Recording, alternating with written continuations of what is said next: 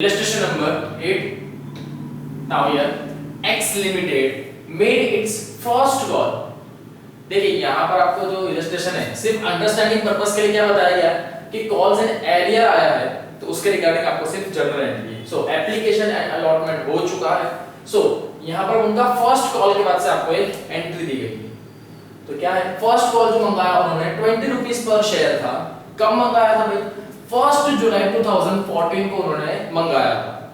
Now here जाहिर holding, जाहिर नाम का पर्सन जिसने कंपनी के एक्स लिमिटेड कंपनी के 200 शेयर यहाँ पे होल्ड करके रखे।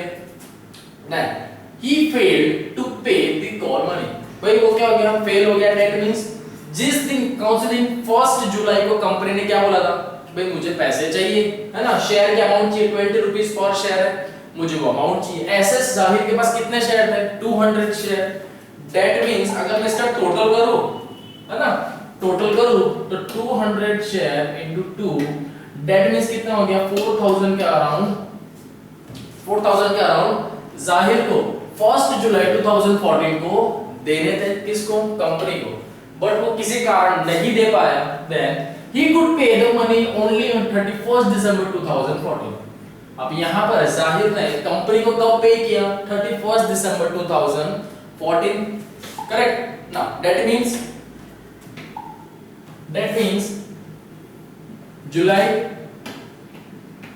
जुलाई, अगस्त, सितंबर, अक्टूबर, नवंबर एंड दिसंबर। 1 2 3 4 5 6 अराउंड टोटल कितना टाइम लग गया? 6 मंथ लगे उसे ये पे करने पे। सीधी सी बात है, हमने देखा था कि इंटरेस्ट रेट चार्ज होता है। Now here company charge interest 12% per annum. देखो यहाँ पर आपको ऑलरेडी दे दिया गया है ना कि कंपनी कितना चार्ज करेगी वो बता दिया। इफ अगर ये 12% नहीं होगा तो हमको जैसे बताया गया, इफ अगर नहीं हो तो 5% आप सामने वाले से चार्ज करोगे। अगर आपको कॉल्स इन एडवांस मिलता है तब आप 6% पे उनको पैसा दोगे, करेक्ट? सो यहां पर क्या होगा भाई? सेम जो अमाउंट बोली गई है कितना? 20 रुपए के ऊपर कितने अमाउंट? 200 शेयर थे और 6 महीने का इन्होंने टाइम लगाया। चलिए अमाउंट तो निकल गई, कितनी आ गई? 400 रुपीस।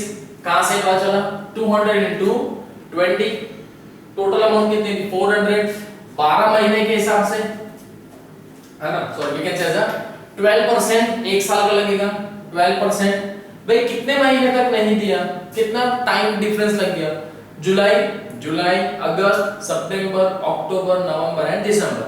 भाई 6 महीने लग गए थे। और ये भी कब दे रहे हो?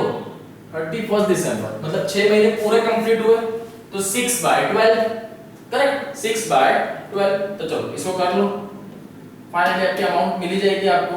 ये 1 2 तो कैंसिल हो गए। 40 into 6 you will get 240 rupees। That means यहाँ पर जो जाहिर नाम का पर्सन है इसे ये 4000 की अमाउंट तो देनी ही होगी, बट यहाँ पर इंटरेस्ट जो होगा इस 4000 के सामने उसे 240 रुपीस एडिशनल अमाउंट देनी होगी, जो क्या कंसीडर किया जाएगा? इंटरेस्ट कंसीडर किया जाएगा। क्योंकि कंपनी ने जो स्पेसिफिक टाइम पे कॉल मंगाया था उस पर्टिकुलर टाइम पे जाहिर नाम का पर्सन जो है वो नहीं दे पाया। सो इंटरेस्ट रेट चार्ज होगा। So bank account debit 240 to interest on calls in arrears account 240, receipt of interest on calls in arrears, correct? यही वाली एंट्री है ना? चलिए 1-2 मार्क्स में जनरली आपको ये चीज देखने मिल जाएगी।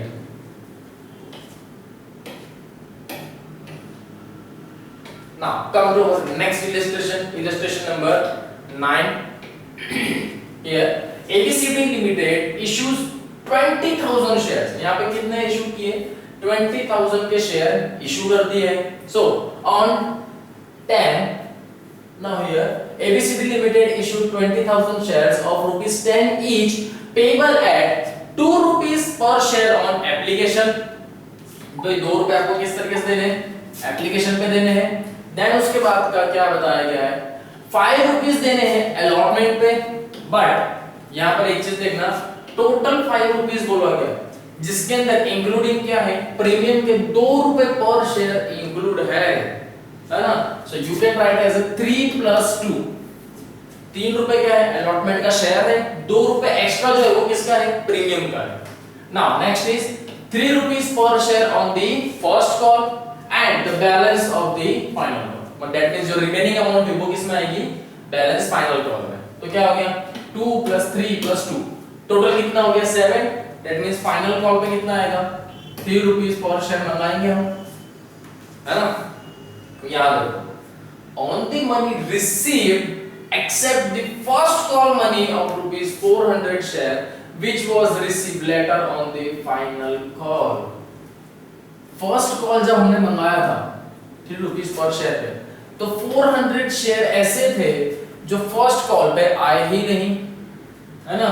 टोटल कंपनी कितने 20,000 शेयर थे, जिसमें से 400 शेयर ऐसे थे जो फर्स्ट कॉल पे नहीं आए. ये अमाउंट कब आई? जब फाइनल कॉल की हमने अमाउंट मंगाई थी उस टाइम ये 400 शेयर उस वक्त था. यहाँ पर अब कोई पर्टिकुलर एक पर्सन की बात नहीं की जा रही है, होंगे बहुत सारे शेयर होल्डर होते, तो उन सबको कंबाइन जब किया तो ऐसे टोटल 400 शेयर थे जो फर्स्ट कॉल पे आए नहीं. वो कब आए? फाइनल कॉल जिस दिन मंगाया था उस दिन ये अमाउंट आई. तो आपको स्पेसिफिक एंट्री भी वैसी ही करनी होगी. ठीक है, क्वेश्चन सबसे पहले समझना, तभी जाके एक्सप्लेनेशन दे पाओगे. चलिए, तो फर्स्ट एंट्री किसकी आ जाएगी हमारी? सीधी सी बात है, एप्लीकेशन की ही आएगी. शेयर कितने थे टोटल? 20,000 शेयर थे. एप्लीकेशन 2 रुपए पे आ रहा है. Bank account debit 40,000 to share application account 40. Next step क्या होता है? Transfer to share capital account. Correct. Next step is to transfer to the share capital account. चलिए, नेक्स्ट थर्ड कौन सा आ गया भाई? बात क्या की गई थी? 5 रुपीस ऑन अलॉटमेंट, बट इसके अंदर 2 रुपए एज ए प्रीमियम भी कंसीडर किया गया है ना? तो वो तो प्रीमियम अकाउंट में जाएगा. तो चलिए सबसे पहले बता दो प्रीमियम को इनको अलॉट करना पड़ेगा, है ना? शेयर अलॉटमेंट कितना हो रहा है? यहाँ मल्टीप्लाई करके अगर दिखाना होता आप दिखा सकते हो easily. 20,000 into 5. Correct. Share allotment कितना मिलेगा आपको? 1 लाख रुपए, जिसमें से सिक्योरिटी प्रीमियम दैट मींस 20,000 के ऊपर 2 रुपए, तो 40,000 क्या है? एज ए प्रीमियम है. और शेयर कैपिटल कितना मिल रहा है आपको? 60,000. ये आपने बताया. तो सर पैसे कलेक्ट कर लो, सीधी सी बात है. कंपनी पहले बताती है ना कि इस तरीके से पैसे मुझे चाहिए. आ गए bank account debit to share allotment 1 lakh rupees. Correct. Then come to our next point. First call company क्या कर रही है? यहाँ पे फर्स्ट कॉल 3 रुपीस पर शेयर मंगा रही है फर्स्ट कॉल पे 20,000 पे. तो कंपनी पहले लिखेगी कि भाई share first call account debit to share capital. कितना चाहिए कंपनी को? 60,000 रुपीस यहाँ पे चाहिए, है ना? कितना चाहिए? इतना चाहिए 60,000. बट यहाँ पर आपको एक ट्विस्ट है. क्या ट्विस्ट होगा वो देखो. क्वेश्चन में आपको क्या बता दिया गया? ये नीचे की लाइन में बहुत इंपॉर्टेंट है, इजीली मेंशन किया है कि except the first call money on 400 share which was received later on with final call. भाई 400 के जो शेयर थे फर्स्ट कॉल पे नहीं आए, यही 400 शेयर फाइनल कॉल पे ऐड करके दे दिए थे. दैट मींस फर्स्ट कॉल पे टोटल अमाउंट कितनी शेयर्स थी हमारे पास? 20,000. भाई उसमें से 400 से शेयर है जो फर्स्ट कॉल पे तो आए ही नहीं. फर्स्ट कॉल पे वो तो आए ही नहीं. दैट मींस बच कितने गए? 19,600. करेक्ट. कितनी हो गई अमाउंट? 19,600. करेक्ट. तो चलिए कितनी अमाउंट हुई? शेयर कितने दैट मींस आपके पास है? 19,600. फर्स्ट कॉल पे आपको अमाउंट कितनी मंगानी थी? तो भाई मुझे अमाउंट तो 20,000 थी जिसपे 3 रुपीस चाहिए थे. दैट मींस टोटल कितना आता? 60,000. करेक्ट. कितनी अमाउंट आ रही? 60,000. बट इसमें से 400 शेयर थे जो आए ही नहीं. 400 into 3, ये शेयर जो मेरे पास आए नहीं, तो ये क्या हो गए? Calls in arrears. ये ऐसे शेयर है जब मुझे चाहिए थे तो ये उस पर्टिकुलर टाइम पे नहीं आए, तो ये क्या हो गया? Calls in arrears. कितने हो गए? 1200 रुपीस. सो 60,000 में से 1200 माइनस करो, रिमेनिंग अमाउंट बैंक अकाउंट में ट्रांसफर. कितने अमाउंट मिली? 58,800 ही मिली, जबकि चाहिए कितनी थी? 60,000. Correct. Then come to the next point. बाद में सेंटेंस में क्या बताया गया था कि रिमेनिंग जितने भी अमाउंट होगी आप कब मंगाओगे, फाइनल कॉल पे। सो देखिए 2 + 3 + 3, 2 रुपए तो प्रीमियम था ना, तो टोटल कितना हो गया? I think it comes as 8, है ना, 8 हुआ ना, 3 रुपए इसका था, 2 रुपए प्रीमियम, 3 + 3 6 7 8, करेक्ट। तो रिमेनिंग अमाउंट कितनी बची? 2 रुपीस पर शेयर बची, है ना, 2 रुपीस पर शेयर। तो कंपनी यहाँ पे 20,000 पे 2 रुपए पर शेयर फाइनल कॉल पे मंगा रही है, बराबर। तो कितने होगा भाई? 40,000 आने चाहिए। यहाँ पे कंपनी के पास क्या है? 40,000 रुपीस आने चाहिए ना। एक चीज देखना, यहां पर बताया था कि 400 शेयर फर्स्ट कॉल पे नहीं है, ऐसा नहीं है कि आए नहीं, फर्स्ट कॉल पे नहीं आए, बट फाइनल कॉल पे तो वो आ गए हैं।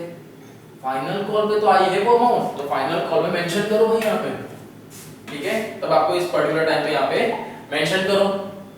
फर्स्ट शेयर फाइनल कॉल पे आपने कितना मंगाया था? सबसे पहला शेयर फाइनल कॉल कितना था आपका? भाई 20,000 थे, क्योंकि फाइनल कॉल की बात की जा रही है, इनटू 2 रुपीस था, तो 40,000 हो गया।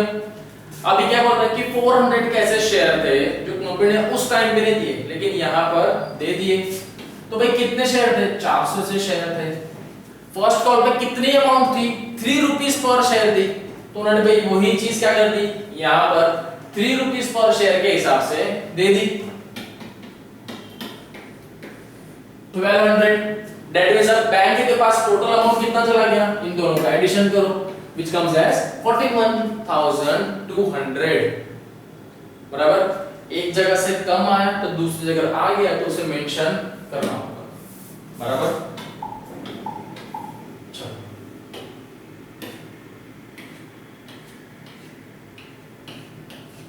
Now come to the next point, illustration number 10, है ना। चलिए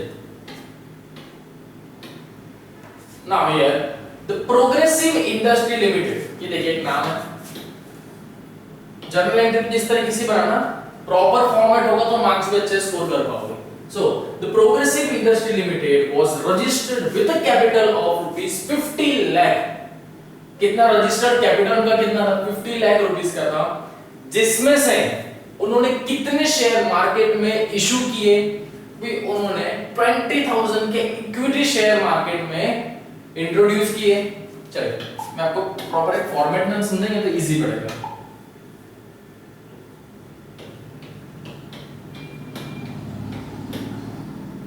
अब भाई इसमें से कंपनी ने कितने शेयर इशू किए? यहाँ पे इट इशू 20, ये तो कैपिटल है, रुपीस में अमाउंट है ना। तो कितने भाई 20,000 इक्विटी शेयर इशू किए, जो 10 रुपए का एक शेयर है, बराबर। ये अमाउंट क्या है? रुपीस में। तो यहाँ पे देखो इक्विटी 20,000 की इक्विटी थे इनटू 100, दैट मींस कितना हो गया?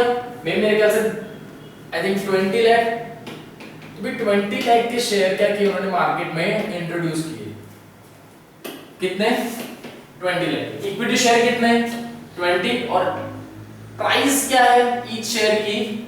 100। ये तो क्या उनका कैपिटल है कि भाई उनको कितना कैपिटल चाहिए? 50 लाख रुपीस उनका ऐसा कैपिटल है, बट जिसमें से उनका कैपिटल इतना है जिसमें से उनको शेयर के थ्रू हेल्प चाहिए, है ना, पैसे की जरूरत पड़ी है। मे बी उनके पास 30 लाख रुपीस होंगे, 20 लाख की सिर्फ जरूरत है, तो उन्हें मार्केट में कितने इंट्रोड्यूस किए? 20 लाख रुपीस उनको चाहिए। सो 20,000 इक्विटी शेयर दिए, है ना, कि भाई शेयर्स ले लो। ऐसे हमारे पास 20,000 शेयर्स है, एक शेयर की कीमत यहाँ पे 100 रुपए उन्होंने बता दिए, करेक्ट। Then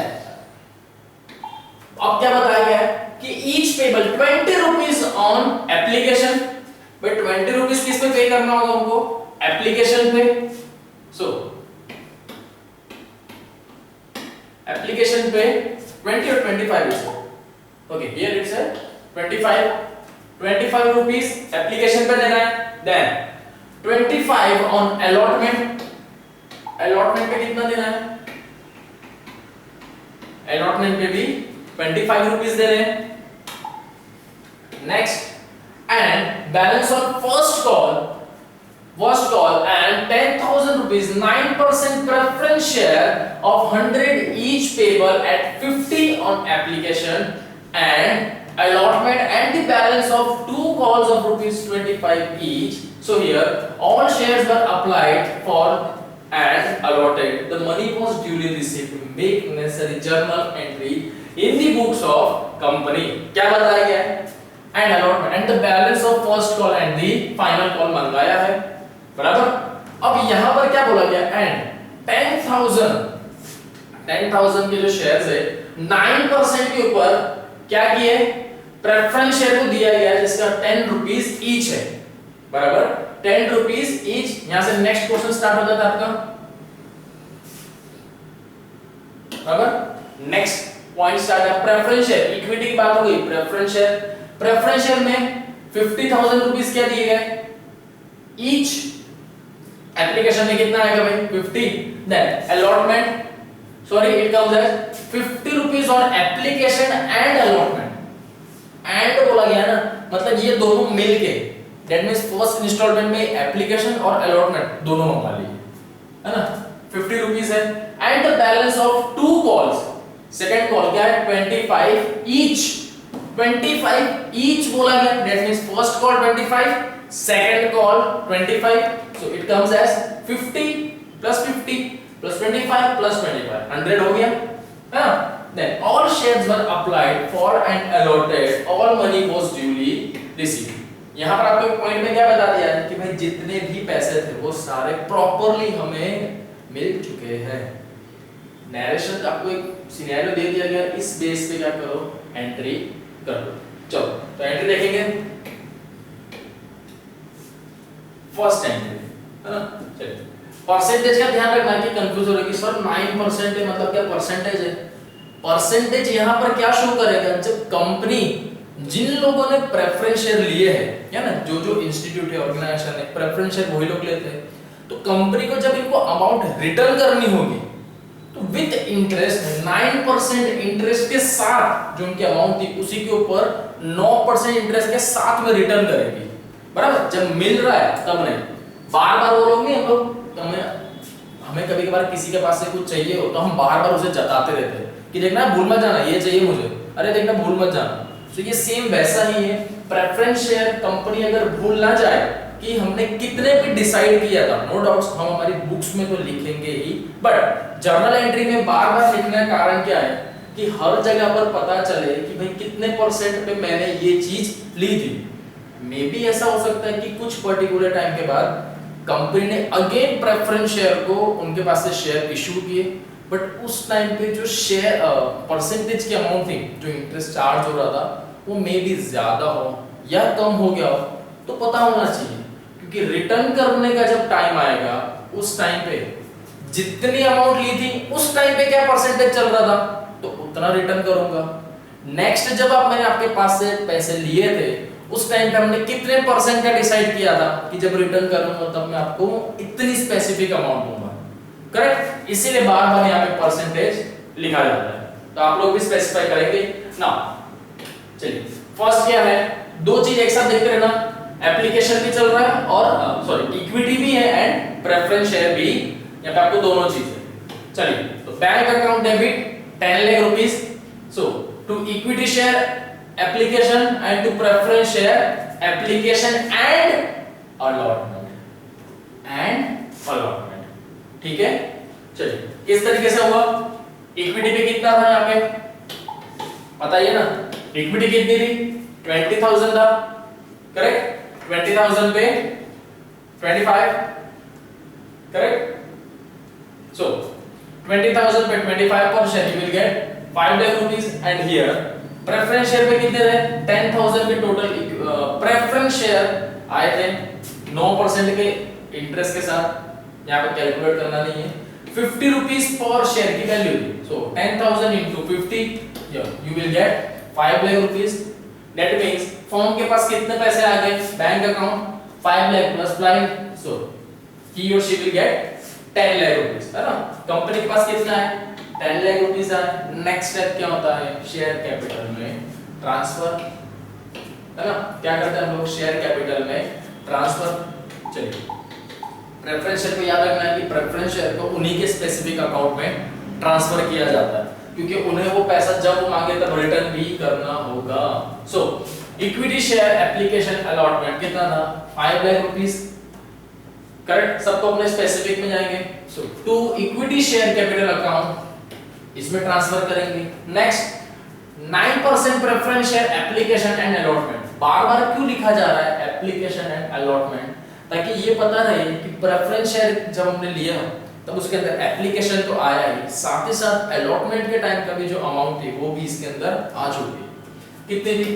5 lakh rupees. तो वो प्रेफरेंस शेयर कैपिटल अकाउंट में जाएगी 5 लाख रुपीस। बराबर? चलो नेक्स्ट आ जाओ। अब क्या बताएंगे?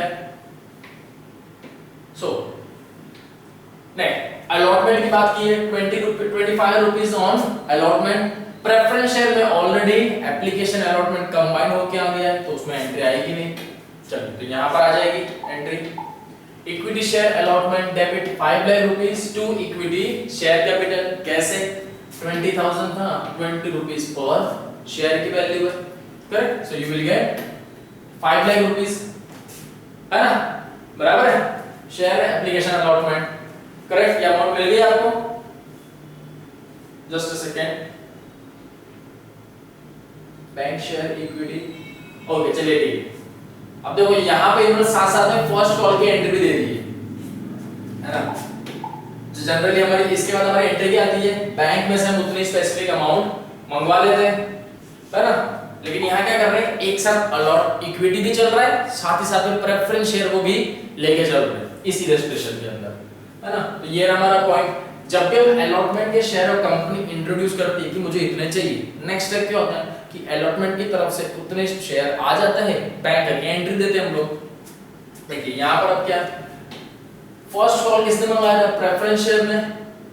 प्रेफरेंस शेयर ने ये किया कॉल मंगाया 25 रुपीस का, बराबर? उसी टाइम पे टाइमिंग दोनों मतलब एक ही चल रही है। जिस टाइम पे इक्विटी शेयर ने अपना एप्लीकेशन दिया उसी टाइम पे प्रेफरेंस शेयर वाले ने अपने एप्लीकेशन अलॉटमेंट दोनों चीज दे दी। तो यहाँ पर आपको ऐसा नहीं कि अलग अलग करना पड़े, बराबर? जिस टाइम पे जो आया है पहले एंट्री उसकी होगी। तो ये दोनों चीजें साथ में चल रही है। इक्विटी एप्लीकेशन के साथ आया, preference share application and allotment के साथ आया। नेक्स्ट जब बात करें इक्विटी अलॉटमेंट के साथ में आया, तब preference share already first call पे पहुंच गए थे, बराबर? तो आपको सेम उसी बेसिस पे एंट्री देनी होगी। Now 9% first call rupees 2 lakh 50,000, preference share 2 lakh 50,000। कैसे? 25 रुपीस पर शेयर दिया ना 10,000 शेयर के ऊपर, बराबर? और कितनी मंगवानी है? इक्विटी के पास से 5 लाख एंड प्रेफरेंस शेयर के पास 2 lakh 50,000। So next bank account debit to equity share allotment कितना था? कितना था? 5 लाख रुपीस। ये आ गए उसके 5 lakh rupees. Preference share first call से कितना मंगाना था? 2 लाख 50। दैट मींस टोटल पैसा कितना है बैंक कंपनी के पास? तो bank account to 7 lakh 50,000। Correct, कितने अमाउंट है? 7 लाख 50,000 रुपीस। चलिए नेक्स्ट आ जाते हैं हमारे first and the final call पे। अब बात क्या है कि भाई first and final call equity के अंदर क्या? इक्विटी में फर्स्ट कॉल होगा, अब बाकी की जो होगी किस पे? फाइनल कॉल पे। सेम प्रेफरेंस शेयर की क्या थी? 25 rupees each share final call पे मंगा रहे हो। चलो फाइनल कॉल पे मंगा दो। पहले तो क्या है कि उसकी एंट्री दे दो। सो इक्विटी शेयर कितना मंगा रहे भाई? 10 लाख रुपीस। किस तरीके से आया 10 लाख रुपीस? जल्दी से 20,000 था, 20,000 है इनटू 25 रुपीस, बराबर? नेक्स्ट प्रेफरेंस शेयर की बात की जाए तो 10,000 था इनटू 25 रुपीस ईच। कितना कंपनी मंगा जाती है? 10 लाख इक्विटी से और प्रेफरेंस शेयर से 2 lakh 50,000 rupees. Now to equity share capital कितना चाहिए? 10 लाख। तो प्रेफरेंस इक्विटी शेयर कैपिटल कितना चाहिए? 2 लाख 50। मंगवा लो। पैसे आएंगे किस तरीके से आएंगे? To equity share first and final call is 10 lakh rupees, बराबर? 10 लाख थे। Then to preference share capital account कितने मंगवाने थे?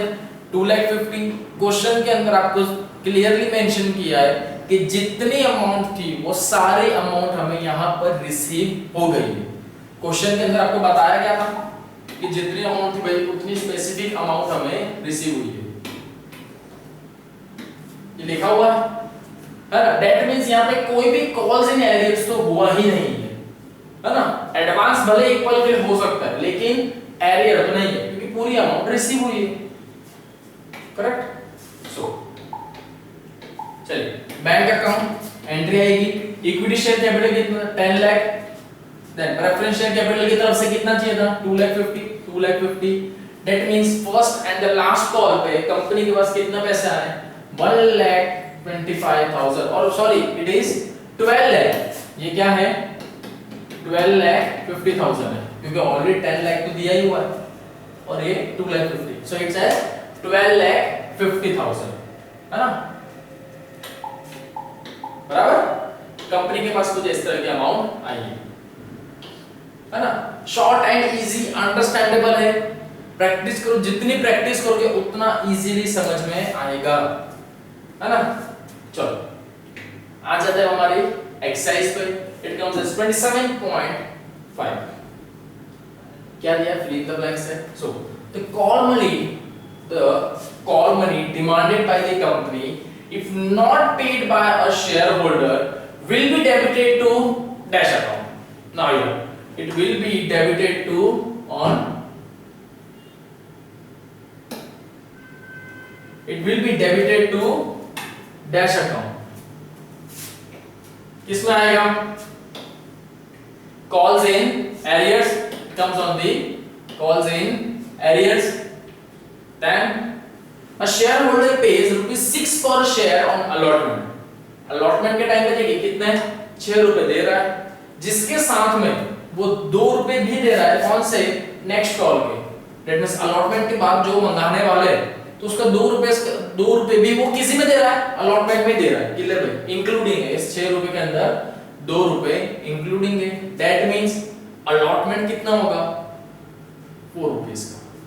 उन्होंने 2 रुपए शेयर जो नेक्स्ट कॉल पे मंगाना था वो इसी में दे दिया, दैट मींस 4 + 2 टोटल 6 रुपीस उन्होंने पे कर दिए। तो भाई ये क्या हो गया एडवांस में आपने पे कर दिया है, so it's a calls in advance, calls in advance. Then now here interest charged by the company on the amount of calls in arrears will be credited in, direct दे दिया है कॉल्स इन एरियर्स, तो किसके अंदर credit करोगे, specific जो चीज हो रही उसको उसी के अकाउंट में क्रेडिट किया जाएगा। So it's credit on the calls in arrears account, है ना, interest on calls in arrears account, correct. Then interest allowed on the call paid in advance will be debited to interest on calls in advance, बराबर। चलिए इसके अंदर देखिए एक question में अगर आपको दूं तो यहां पर आप लोग स्पेसिफाई करना कि इंटरेस्ट जब चार्ज होगा कॉल्स इन एरियर्स की तरफ से, कॉल्स इन एरियर हो रहा है तो कंपनी कितना % इंटरेस्ट चार्ज करेगी वो आपको यहां पे स्पेसिफाई करना है। नेक्स्ट क्या होगा कि जब इंटरेस्ट कॉल्स इन एडवांस आपको मिलता है उस टाइम पे कंपनी कितना चार्ज करती है इंटरेस्ट या कितना पे करती है ये आपको बताना। क्वेश्चन के अंदर देखिए दिया हुआ है हमारे चैप्टर में, यहां पर भी नहीं दिया बट एग्जाम में देखने मिल सकता है, क्लियर। चलिए बता देता हूं कॉल्स इन एरियर्स में कितना % चार्ज करती है कंपनी 5%, एंड जब एडवांस पेमेंट हो तब कंपनी कितना रिटर्न करती है 6% इंटरेस्ट पे शेयर होल्डर को। जब कॉल्स इन एरियर्स हो गया तो 5% इंटरेस्ट चार्ज करके उनके पास से अमाउंट ले ली, okay. So now the next one is what you have learned, है ना, करेक्ट। हमारी सारी चीजें इसी के अंदर दे दी गई है, like purchase of assets, payment to the creditor, share money किस तरीके से मंगा सकते हैं, या तो लमसम या तो इंस्टॉलमेंट में। लमसम मतलब 10 रुपए का एक शेयर है भाई 10 रुपए दे दो, बात खत्म हो गई। या तो फिर instalment, application, allotment, first call, ठीक है। सेम हर एक चीज की डेफिनेशन दी हुई है, स्पेसिफिक देखते रहना, याद रखना। share money is collected in more than 2 installment. Okay, one of the basic question which we can say it's an important question है ना, कितने तरीके से आप मंगा सकते हो इंस्टॉलमेंट। देन कंपनीज एक्ट बताया गया प्रीमियम के regarding, correct. Subscription, full subscription, as per section 79 companies act and laid down certain conditions to fulfill with issuing share at discount। as per section कौन सा है 79 कंपनीज एक्ट के according कि company किस तरीके से अपने शेयर डिस्काउंट के थ्रू मार्केट में इंट्रोड्यूस कर सकती है, वो किसके अंदर स्पेसिफाई किया गया है, कंपनीज एक्ट, उसके अंदर सेक्शन नंबर 79 में ये स्पेसिफाई है। Okay, now here if the shareholder fails to pay, अब यहां पर आपको क्या बताया गया, अगर शेयर होल्डर फेल हो जाता है, पर्टिकुलर जिस टाइम पे उसे पैसा देना था बट उस टाइम पे वो नहीं दे पाया है, तो वो टाइम पे क्या कहा कंसीडर किया जाएगा, it's an calls in arrears. And advance में अगर कंपनी ने जितना पैसा मांगा था उससे भी ज्यादा अगर कंपनी को पैसा मिला है तो वो क्या हो गया आपके लिए, calls in advance. Okay, then चलिए आगे आपकी टर्मिनल एक्सरसाइज, सारी चीजें डीप में दी हुई है। Brief expression calls in arrears and calls in advance पढ़ लेना, प्रीमियम के रिगार्डिंग पढ़ना। एंड इफ अगर आपको यहाँ पे कोई भी एक डेफिनेशन भी पूछी जाए या इनका एक्सप्लेनेशन है जैसे calls in arrears and calls in advance, so most probably try करो कि जहां तक हो सके अगर थियरी पोर्शन है तो उसमें हमने एक सर्टेन एटलीस्ट एक एग्जांपल तो दे, करेक्ट, क्योंकि एग्जांपल से यहाँ पर क्या पता चलेगा कि आपका अंडरस्टैंडिंग लेवल परफेक्ट आ गया। अगर सपोज आप एक सेंटेंस फ्रेम नहीं भी कर पा रहे एंड इफ अगर आपने एक एग्जांपल भी दिया है तो एग्जामिनर को ये तो जरूर लगेगा कि चलो सेंटेंस फ्रेम करते नहीं आ रहा बट इसका कॉन्सेप्ट तो क्लियर है, परफेक्ट। तो उस टाइम पे जहां आपकी गलती भी हो रही तो शायद आप एक मार्क्स और गेन कर पाओगे, है ना। चलिए ना एक्सरसाइज दे दी गई है तो कंप्लीट कर लेना। जर्नल एंट्री आई है सिर्फ सेम जैसा हमने इलस्ट्रेशन में कंप्लीट किया है वैसा ही है, बस थोड़ी अमाउंट आगे पीछे होगी, ठीक है। चलो इजी है, सारे के सारे आपको हमारे इलस्ट्रेशन से ही मिलते जुलते मिल जाएंगे, है ना। इन सभी के आंसर भी आपको दे दिए गए बैक साइड पे, करेक्ट। चलो इजीली आप ये कर पाओगे, है ना। चलिए तो यहाँ पर आपका चैप्टर नंबर 27 यहाँ पे कंप्लीट हुआ, इश्यू ऑफ शेयर्स।